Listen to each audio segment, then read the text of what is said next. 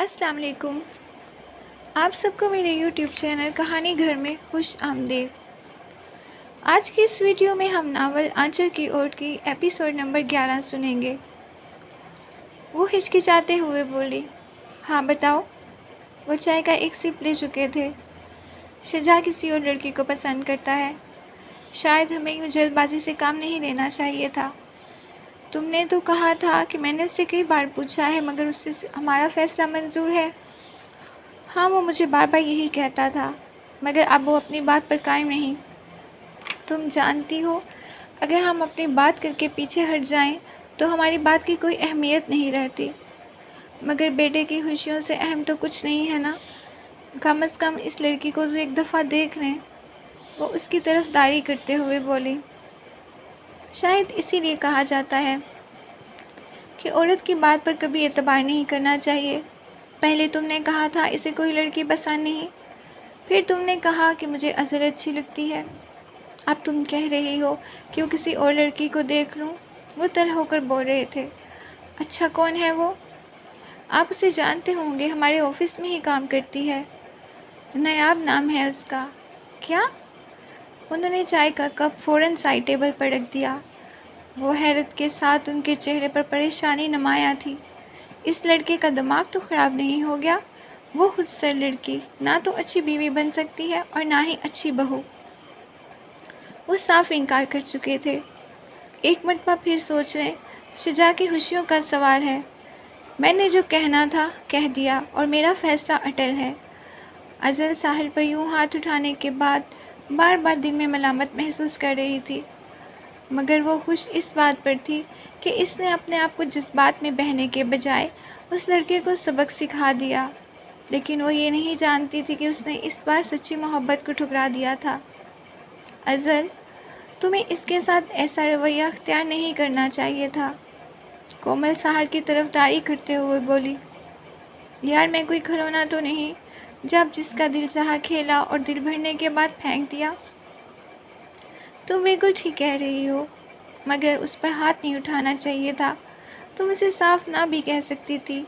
تمہارے اس عمل سے وہ ہمیں کوئی نقصان بھی پہنچا سکتا ہے۔ اب مجھے کوئی کیا نقصان پہنچائے گا؟ میں پہلے ہی کافی نقصان اٹھا چکی ہوں۔ خیر چھوڑو، جو بھی ہوا اچھا ہوا۔ کم از کم وہ دوسروں کے لیے عبرت کا نشان تو بن چکا ہے۔ اب کبھی کسی لڑکی سے دل لگی کرنے کے لیے ہمت نہیں کرے گا اور 100 دفعہ سوچے گا۔ نہیں، یہ دو سچے جذبے سے محروم ہے۔ وہ دل لگی میں پہلے ہی مانگ چکی ہوں۔ تم ابد کے پس منظر سے ہٹ کر صرف ساحل کے بارے میں سوچو۔ کیا سوچو؟ اس نے اس پر اعتبار نہیں کیا تھا تو میں تم سے اپنی نظروں سے گر جاؤں؟ اگر اس پر اعتبار کیا اور تھوڑی بہت بچی کچی جو عزت رہ گئی ہے اس کو بھی ہاتھ میں ملا دوں؟ اب میرے دل کو محبت لفظ سے بھی نفرت ہے۔ چھوڑو، کوئی اور بات کرو۔ شام کو جب شجاع گھر پہنچا تو امی جان نے اسے والد صاحب کا فیصلہ سنا دیا۔ نہیں امی جان، میں آپ کا فیصلہ ہرگز نہیں مان سکتا۔ اگر ان کی بات پتھر پر لکیر ہے تو وہ میری بھی ضد ہے۔ میں تمہارے جذبات کی قدر کرتی ہوں، مگر تم جانتے ہو وہ ہارٹ پیشنٹ ہے۔ کوئی بھی فیصلہ کرنے سے پہلے اپنے باپ کے لیے ضرور سوچنا۔ اس شخص نے دن رات کی محنت سے تمہیں ہر آسائش مہیا کی، تم یوں بڑھاپے میں ذلیل تو نہیں کرو گے نا؟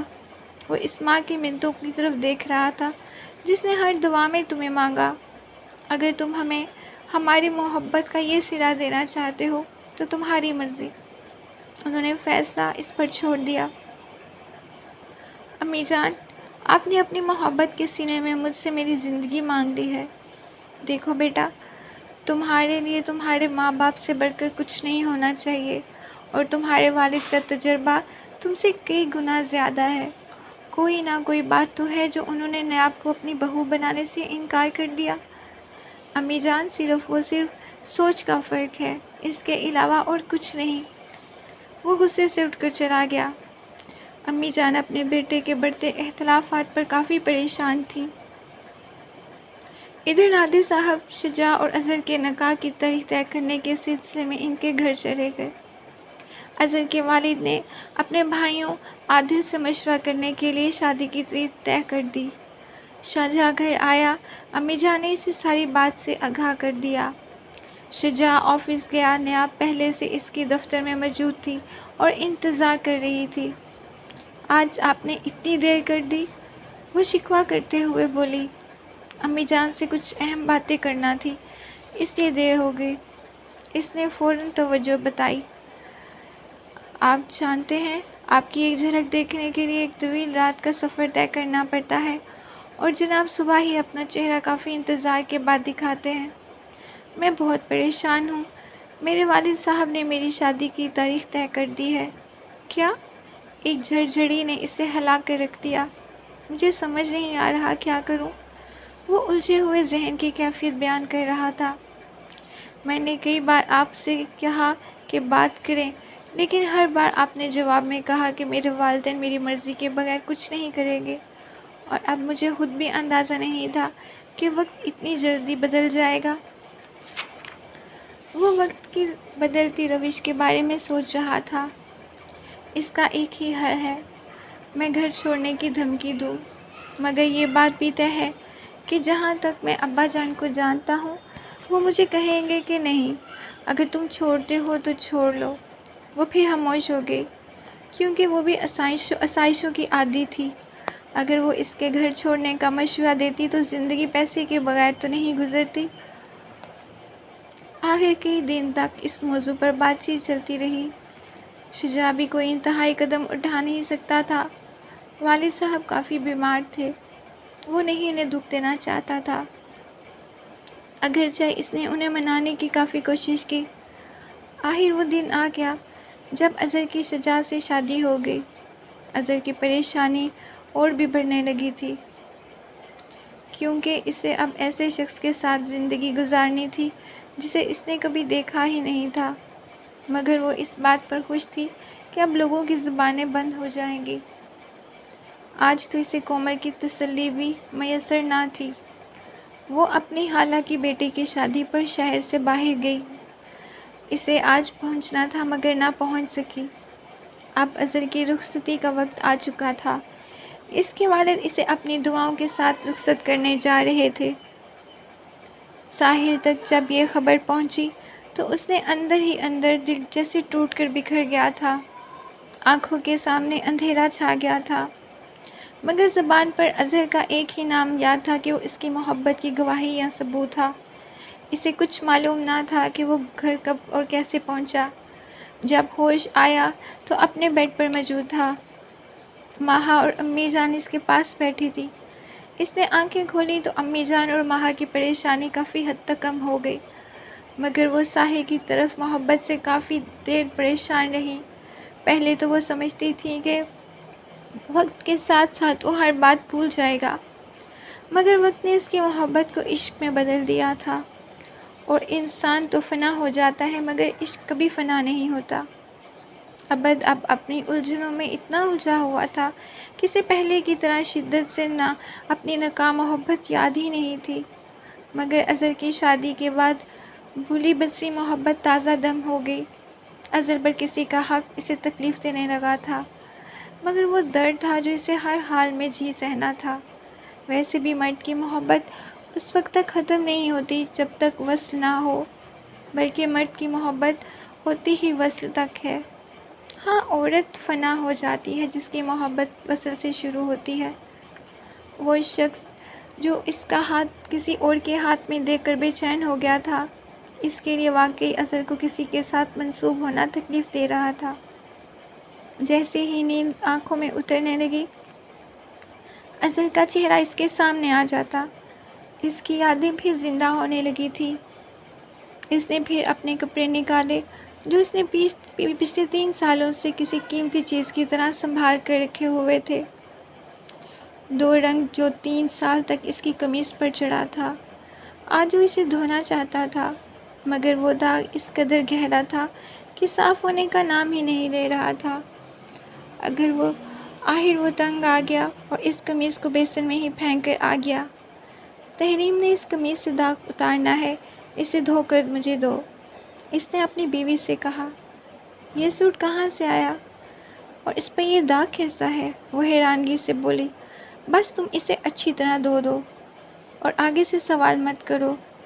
تحریم نے کئی بار دھونے پر بھی داغ ختم نہ ہوا۔ اظہر اب اپنے گھر پہنچ چکی تھی۔ اب اس کی امیدیں اس رشتے سے وابستہ تھیں۔ اب وہ مکمل طور پر نئی زندگی جینے کے لیے تیار تھی۔ ہر درد، ہر اذیت، حتیٰ کہ پہلی محبت کا پچھتاوا بھی اپنے ذہن سے فنا کر چکی تھی۔ صرف اسی شخص کے لیے جینے کا خدا نے اس کو مجازی بنایا تھا، مگر قسمت کو یہ گوارا نہ تھا۔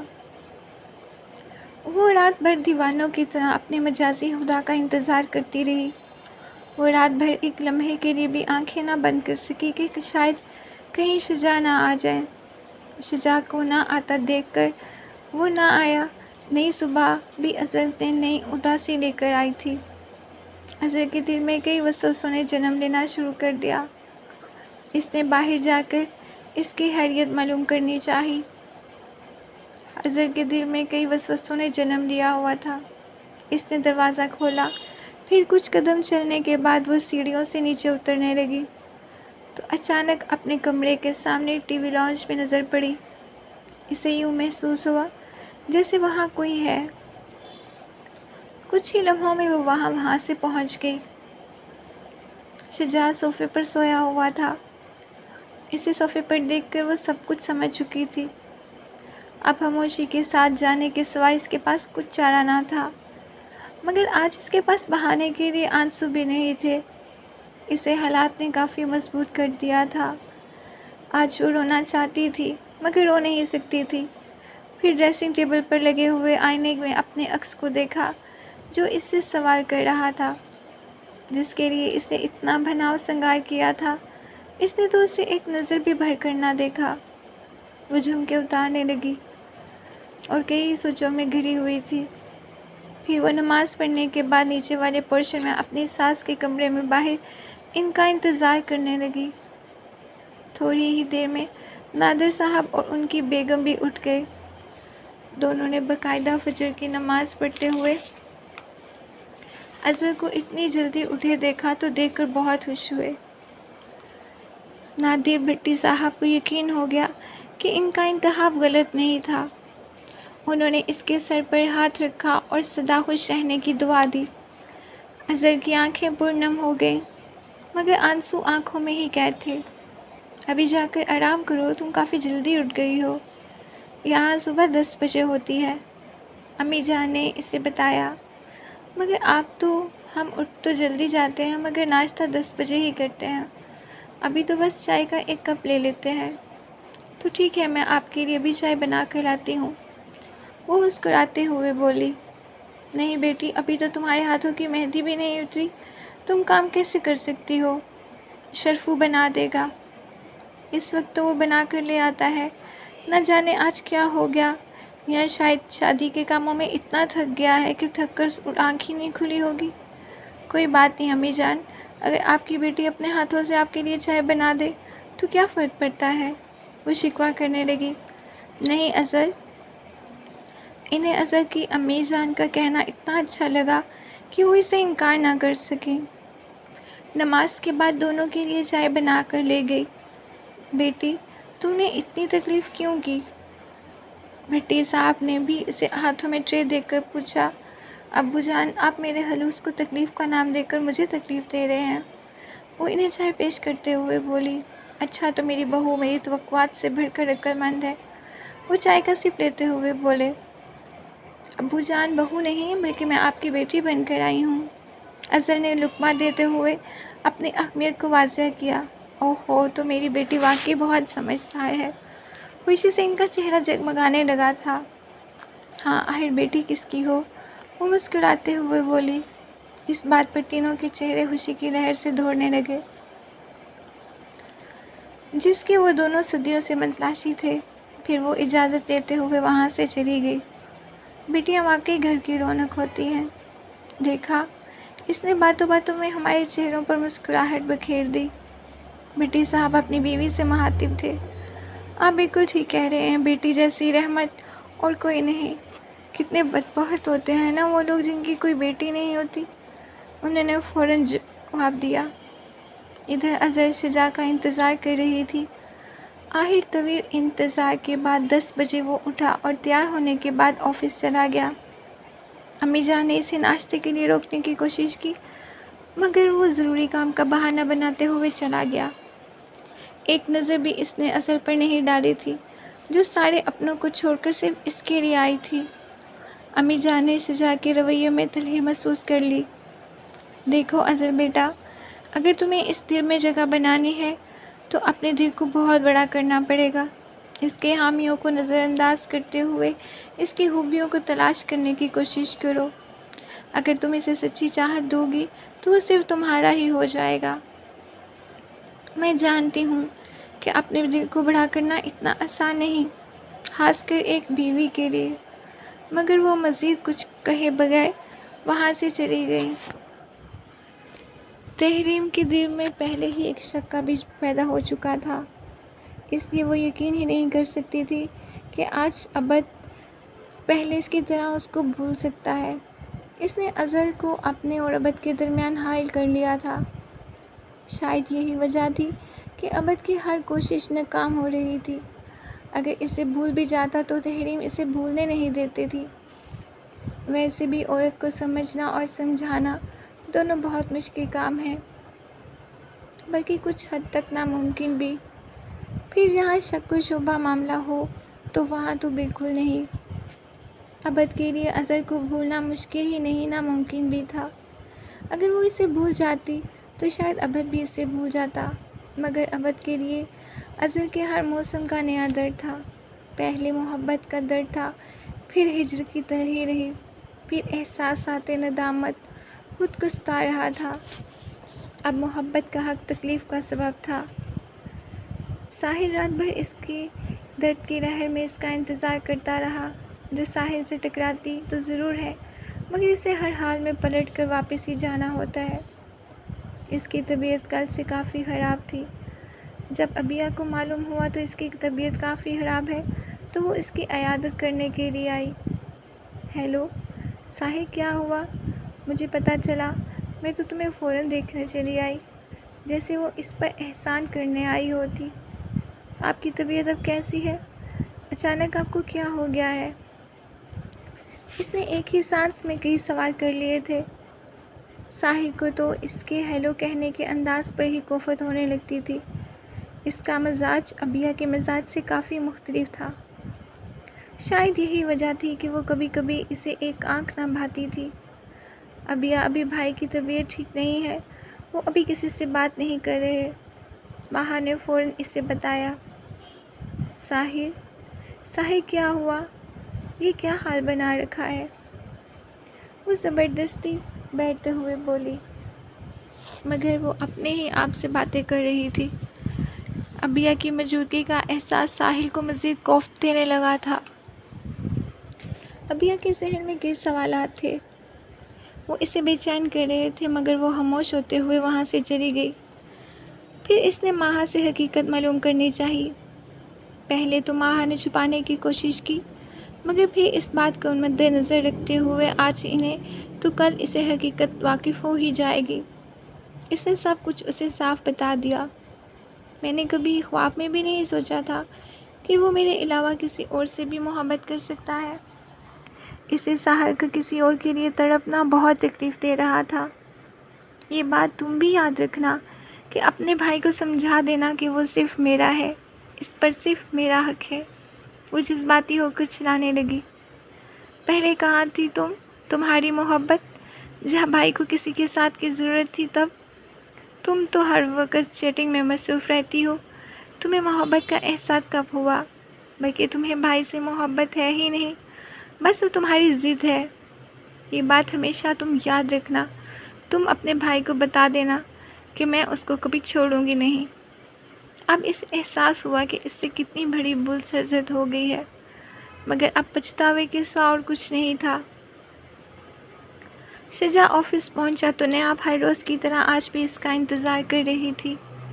ہیلو مائی سویٹ ہارٹ، وہ آتے ہی بولا، مگر اس نے جواب نہ دیا۔ خیر ہے، آج محترمہ کا موڈ خراب لگ رہا ہے۔ کیسے برداشت کروں کہ کوئی تمہارے ساتھ ہے؟ اس نے فوراً جواب دیا۔ ارے بابا، رات بھر تم سے بات کرتا رہا ہوں اور اب تم کیسے کہہ سکتی ہو؟ مگر پھر بھی لگتا ہے یہ رشتہ صرف کاغذ کی تحریر کے سوا کچھ نہیں۔ وہ بہت جلد میرے طرح رویے سے تنگ آ کر مجھے چھوڑ کر چلی جائے گی۔ اگر نہ گئی تو؟ وہ سوال اٹھاتے ہوئے بولی۔ کب تک برداشت کرے گی؟ کبھی نہ کبھی تو اپنے گھر والوں کو حقیقت سے آگاہ کرے گی۔ وہ اس دن ابا اور اگر اس کے سب انکل کو بتا دیا تو؟ نہیں امی جان، کبھی اسے ابا جان کے سامنے بات کرنے نہیں دیں گی، کیونکہ وہ ہارٹ پیشنٹ ہے۔ اچھا ان باتوں کو چھوڑو، جلدی سے ناشتہ منگواؤ، مجھے بہت بھوک لگی ہے، اس نے ناشتے کی فرمائش کرتے ہوئے کہا۔ کیوں کھایا نہیں؟ نئی نویلی دلہن کے ساتھ وہ شرارت سے بولی۔ نہیں آپ سدھر جاؤ۔ وہ اب اس کے بالکل پاس کھڑا تھا۔ اگر میں نہ سدھرنا چاہوں تو؟ میں تو تمہیں خود سدھار لوں گا۔ وہ اس کے چہرے پر بکھرے زلفوں کو سلجھانے لگا۔ وہ اسے دیکھتے ہوئے بے اختیار اس کی باہوں میں سمٹ گئی۔ آج ولیمے کا دن بخیریت گزر چکا تھا۔ نادر صاحب نے اپنی تمام رشتہ داروں کو مدعو کیا ہوا تھا۔ وہ اپنے خاندان میں دوبارہ شامل ہونے پر بہت خوش تھے۔ وہ کافی عرصے کے بعد اپنوں سے دور تھے، مگر آج اپنوں کے درمیان بہت خوش نظر آ رہے تھے۔ مگر اتنی خوشی بھی ان کے لیے اچھی نہ تھی۔ اچانک ان کی طبیعت خراب ہونے لگی۔ وہ ایک کرسی پر بیٹھ گئے۔ اب سب ان کے گرد جمع ہو گئے۔ انہوں نے خود کو سنبھالتے ہوئے اظہر کو اپنے میکے جانے کا حکم دیا۔ نہیں ابو جان، میں آپ کو اس حالت میں چھوڑ کر نہیں جا سکتی۔ وہ انکار کرتے ہوئے بولی۔ نہیں بیٹی، میں ابھی ٹھیک ہو جاؤں گا، ابھی یہاں سے سیدھا ہسپتال جاؤں گا اور آدھے گھنٹے میں بالکل ٹھیک ہو جاؤں گا۔ نہیں ابو جان، پھر بھی میں نہیں جاؤں گی۔ جب آپ ٹھیک ہو جائیں گے پھر اکٹھے چلیں گے۔ تو ٹھیک ہے، ہم باپ بیٹی اکٹھے جائیں گے۔ وہ بھی اظہر کے ساتھ بات کرتے ہوئے متفق ہو گئے۔ آج شجاع نے پہلی مرتبہ نظر اٹھا کر اسے دیکھا تھا، مگر اپنے اٹھنے والی نظر کو وہ اس معصوم چہرے سے ہٹانا آسان نہ تھا۔ وہ فیصلہ کر نہیں پا رہا تھا کہ وہ واقعی اتنی اچھی یا سطحی طور پر خود کو اچھا ظاہر کرنا چاہ رہی ہے، مگر اس کے چہرے کو دیکھ کر اس کی نیت کو جھٹلا نہیں سکتا تھا۔ صبح 10 بجے شجاع اٹھ کر سیڑھیوں سے اترنے کے بعد سیدھا ڈرائنگ روم چلا گیا، جہاں امی جان اور ابو جان کے علاوہ سمیاب اور سمیر بھی موجود تھے۔ وہ شجاع کی خالہ کے بچے تھے اور اکثر یہاں آ کر بیٹھے رہتے تھے۔ 18 سالہ سمیر اور اکثر ان کے گھر میں ہی رہا کرتا تھا۔ 16 سالہ سمیاب ہفتے کو آتی تھی اور اتوار کی شام کو واپس لوٹ جاتی تھی۔ شجاع بھائی، صبح ہو گئی؟ سمیاب صوفے سے اٹھتے ہوئے اسے جگہ دیتے ہوئے بولی۔ کیوں، میں تو ہر روز اسی ٹائم پہ اٹھتا ہوں۔ وہ انہیں اپنی عادت یاد کرواتے ہوئے بولا۔ بھائی ہمیں معلوم ہے، مگر ہم سمجھ رہے تھے کہ شاید اظہر بھابھی نے آپ کو ٹھیک کر دیا ہو۔ سمیر فوراً بولا۔ تم باز آ جاؤ، وہ اسے گھورتے ہوئے بولا۔ وہ مزید بات کرتے ہوئے، میں تمہاری اطلاع کے لیے بتا دوں، یہ میری پسند نہیں تھی، بلکہ میری امی جان اور ابا جان کی پسند ہے، وہ بے دلی سے بتا رہا تھا۔ اظہر چائے لے کر کمرے میں آ پہنچی تو اس نے شجاع کی اس بات کو سن لیا۔ اس کا دل تو سنتے ہی تڑپ اٹھا، مگر وہ واپس پلٹ نہیں سکتی تھی۔ اچھا تو پھر میں ایسے ہی پریشان ہو رہا تھا کہ آپ کی پسند ہے، کب سے اتنی اچھی ہونے لگی؟ وہ مسکرانے لگا۔ کیا مطلب ہے تمہارا؟ کچھ نہیں بھائی جان، چائے پئیں۔ وہ چائے کو دیکھتے ہوئے بولا۔ تم اپنی پڑھائی پر توجہ دو بیٹا، ایسا نہ ہو کہ اس بار پھر تم اٹھ جاؤ۔ شجاع نے اس کی دکھتی رگ پر ہاتھ رکھ دیا۔ بھائی پلیز بھابھی کے سامنے تو ایسی باتیں نہ کریں، وہ منع کرتے ہوئے بولا۔ اس پر سب بے اختیار ہنس پڑے۔ ہنستے ہنستے اچانک شجاع کی نظر اظہر پر پڑ گئی۔ اس نے بلو کلر کی قمیض شلوار پہن رکھی تھی۔ یہ شجاع کا پسندیدہ کلر تھا، یہی وجہ تھی کہ وہ فوراً نظر اٹھا نہ سکا۔ اظہر نے اس کو چائے دی، مگر شجاع کو دینے سے پہلے وہ ذہنی طور پر الجھی ہوئی تھی۔ نہ جانے وہ اس کے ہاتھ سے لینا پسند کرے یا نہ کرے، مگر اس نے ڈرتے دل کے ساتھ آخر اسے چائے پیش کر دی۔ مگر جب شجاع نے نظر اٹھا کر اس کی طرف دیکھا تو وہ گھبرا سی گئی، اس کے ہاتھ کانپنے لگے تھے۔ شجاع نے فوراً چائے کا کپ اس سے لے لیا، مگر اسے اس کی گھبراہٹ اچھی لگ رہی تھی۔ وہ کچھ دیر اسے دیکھتا رہا، اس کا دل اسے تنگ کرنا چاہتا تھا، مگر ابو جان کی موجودگی میں وہ مزید تنگ نہ کر سکا۔ اس کے بعد اسے جس وقت بھی وہ لمحہ یاد آتا تو وہ بے اختیار مسکرانے لگتا تھا۔ اب اصل کی شادی کو 3 دن ہو چکے تھے۔ ساحل کے پیچھے 3 دن کسی کرب میں گزارے تھے۔ اس کو لگتا تھا یہ آسان نہیں۔ وہ نیم بے ہوشی کی حالت میں تھا۔ اس کے کئی دوست احباب اس کی عیادت کرنے کے لیے آئے، مگر ہجر کا درد اپنی دعاؤں کے لیے بے اثر ہونے لگا تھا۔ وہ ان تینوں دنوں میں خود سے منسلک کسی چیز پر توجہ نہیں دے پا رہا تھا۔ آہت اور زمان سے اس کی یہ حالت دیکھی نہیں گئی۔ وہ دونوں زبردستی اسے باہر لے آئے۔ وہ دراصل اس کی خاموشی توڑنا چاہتے تھے۔ ساحل پلیز ہم سے بات کرو، ہم سے بات کرنا چاہیے نا تمہیں پلیز، آہت نے اسے اپنی طرف متوجہ کرتے ہوئے کہا۔ اگر تم ایسا نہیں کرو گے تو تمہارے دل کا بوجھ کیسے ہلکا ہوگا؟ زمان بھی بولا۔ اس کا بازو آہت کے کندھے پر تھا۔ آہت اسے سہارا دیتے ہوئے چل رہا تھا، مگر وہ ایسے خاموش رہا جیسے کچھ سنا ہی نہیں۔ ساحل تمہیں پتہ ہے تمہاری والدہ تمہارے لیے کتنی پریشان ہے؟ مگر وہ واقعی انہیں سن نہیں پا رہا تھا۔ ساحل ہم تمہیں کلاس میں بہت مس کرتے ہیں۔ ہم جب کچھ الٹا سیدھا کرتے ہیں تو ہمیں کوئی نہیں سمجھاتا۔ ہم شدت سے تمہاری کمی کو محسوس کرتے ہیں۔ زمان حسرت بھری نگاہوں سے اس کی طرف دیکھ رہا تھا۔ مجھے تو رہ رہ کے اس اظہر پر غصہ آ رہا ہے جس نے ہم سے ہمارا دوست چھین لیا ہے۔ زمان خود کو ساحل سے الگ کرتے ہوئے بولا۔ اصل کا نام سنتے ہی ساحل کی آنکھوں سے آنسو بہہ گیا۔ اس نے کچھ کہنے کے لیے اپنے لبوں کو حرکت دی، مگر کچھ نہ کہہ سکا۔ آہت اور زمان کے چہرے پر خوشی کی ایک لہر دوڑ چکی تھی۔ وہ حیرت سے ایک دوسرے کو دیکھنے لگے تھے۔ اصل جیسی مغرور لڑکی میں نے تو اپنی زندگی میں نہیں دیکھی۔ آہت فوراً بول اٹھا۔ وہ کسی بھی طرح ساحل کی لائق نہیں تھی۔ زمان نے اسے محسوس کرواتے ہوئے بات کو جاری رکھا۔ ہاں تم بالکل ٹھیک کہہ رہے ہو، آہت نے فوراً جواب دیا۔ نہیں، شاید میں ہی اس کے قابل نہیں ہوں۔ ساحل مسلسل چپ کے بعد یہ کہنے میں کامیاب ہوا۔ نہیں، میں 100% یقین سے کہہ سکتا ہوں کہ وہ تمہارے قابل نہیں تھی۔ وہ اس سے مزید درد شیئر کرنا چاہتے تھے۔ نہیں ایسا مت کہو، ساحل نے انہیں خاموش کرواتے ہوئے کہا۔ تم سب کو اپنی اپنی طرح اچھا سمجھتے ہو، لیکن اس دنیا میں جو جتنا معصوم نظر آتا ہے اس کا کردار اتنا ہی بدنما ہوتا ہے، اور اصل بھی کچھ اسی ہی طرح کی تھی۔ آہت ابھی جملہ مکمل نہیں کر پایا تھا کہ ساحل نے اس کو گریبان سے پکڑ لیا۔ میں نے تمہیں کہا تھا نا کہ میری اصل کے لیے کچھ نہ کہنا۔ اس کی آنکھوں میں خون اترنے لگا تھا۔ اب وہ تمہاری نہیں رہی، وہ کسی کی ہو چکی ہے۔ آہت نے اس پر غصہ کرنے کے بجائے اسے حقیقت سے آگاہ کیا۔ نہیں، اس پر صرف میرا حق ہے، وہ اسے دھکا دیتے ہوئے بولا۔ نہیں ساحل، وہ نہ آج تمہاری زندگی کا حصہ ہے، اور نہ پہلے کبھی تھی، اور نہ کبھی بن پائے گی۔ وہ دوبارہ اس کی طرف قدم بڑھاتے ہوئے بولا۔ آہت خاموش ہو جاؤ، ایسا نہ ہو میں خود پر قابو نہ رکھ سکوں اور تمہیں کچھ کہہ دوں۔ جو تمہیں کہنا ہے کہو۔ ساحل نے اپنے سر پر ہاتھ رکھتے ہوئے آنکھیں بند کر لیں۔ نہیں ساحل، تمہیں اس حقیقت کا سامنا کرنا پڑے گا، جسے تم دیوانہ وار چاہتے ہو وہ تمہیں چھوڑ کر کیوں کسی اور کی ہو گئی؟ کیا اسے احساس نہیں تھا کہ تم اسے اتنا پیار کرتے ہو؟ اس نے کسی کی محبت پر یقین کر لیا اور تمہیں اس کی خوشی میں خوش ہونا پڑے گا۔ اس نے پھر اسے حقیقت سے آگاہ کیا۔ ساحل اپنی پشت پر موجود دیوار پر ٹیک لگا کر آنسو بہانے لگا۔